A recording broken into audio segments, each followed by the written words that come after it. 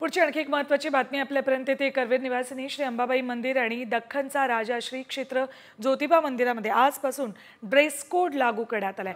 आजपासून मंदिरात तोकडे कपडे घालून येणाऱ्या भाविकांना प्रवेश दिला जात नाही। भाविकांनी भारतीय पोशाखच परिधान करून यावं अशा सूचना देवस्थान समितीने दिल्या आहेत।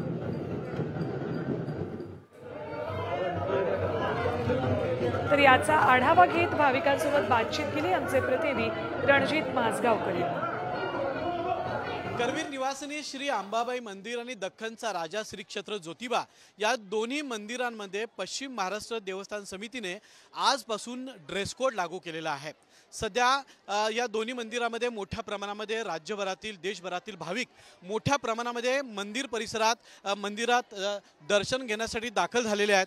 मात्र मंदिरात दर्शनासाठी येताना भाविकांनी तोकडे कपडे घालू नयेत, छोटे कपडे घालू नयेत, तसंच पारंपरिक वेशभूषेमध्ये देवदर्शनासाठी यावेत असं पश्चिम महाराष्ट्र समितीने देवस्थान समितीने काल परिपत्रक काढलेलं आहे आणि याची अंमलबजावणी आजपासून सुरू होतीये। ड्रेस कोड जर लागू जरी झाला असला तरी भाविकांना मात्र याची कुठलीही ना नाही आहे।